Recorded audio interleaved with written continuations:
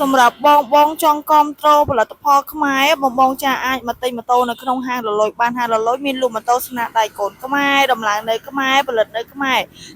025ជាម៉ូតូដែលពេញនិយមជាម៉ូតូដែលធន់ជាម៉ូតូដែលរឹងមាំជិះផ្លូវឆ្ងាយជិះផ្លូវចិត្តអីដឹងតែសុវត្ថិភាពមានអ៊ីនសរ៉ែនជូនបង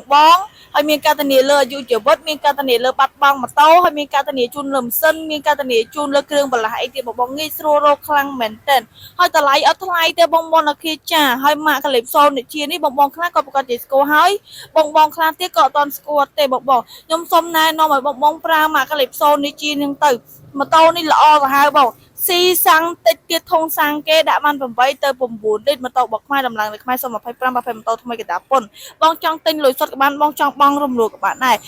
បងរំលោះមួយខែ40-50 ដុល្លារទេបងរំលោះសុទ្ធបងទិញលុយសុទ្ធតម្លៃត្រឹមតែ1000ជាងទេ free សាក់លេងពេញជូតបងមួយឈ្មោះបបងហើយនឹង free កាដូ free មួយសុវត្ថិភាព free ធុងដាក់ខាងក្រោយនឹងមួយទៀតបើសិនជាបងរំលោះបងចាំតម្លៃឯកសារតាម Telegram ឬមួយតាម page មកបងអូនសិក្សាភ្លាមមកម៉ូតូជីភ្លាមអ្នកពេញអ្នកខេតបងរំលោះ